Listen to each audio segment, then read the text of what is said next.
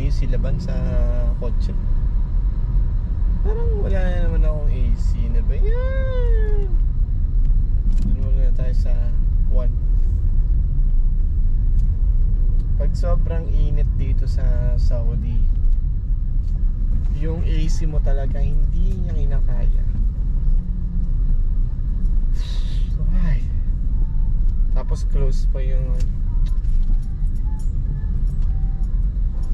pag pina-check mo naman yan sa sa mga mekaniko, sasabihin nila, no, it's fine. This one is very cold. Really? Dahil ganito talaga sa Saudi. Pag ganitong summer, yung init sa labas, yung ganyan, tas yung init ng kotse mo, hindi talaga kinakaya nung AC. So siguro takes time para lumamig yung kotse.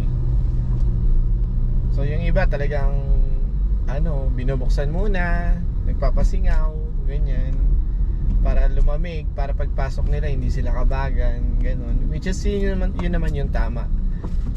So tayo, since mainipin tayo, upo agad.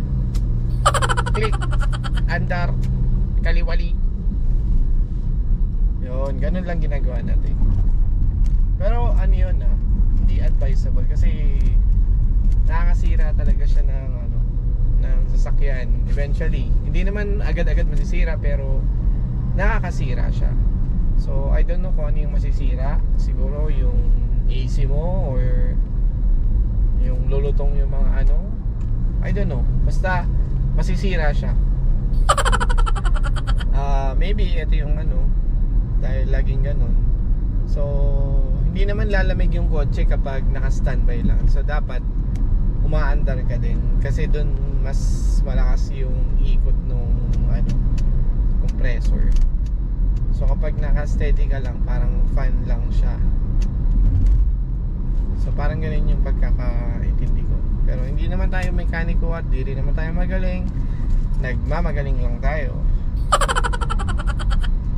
Anyway, kung mainit, magtiis. Kung malamig, maghanap ng magpapainit.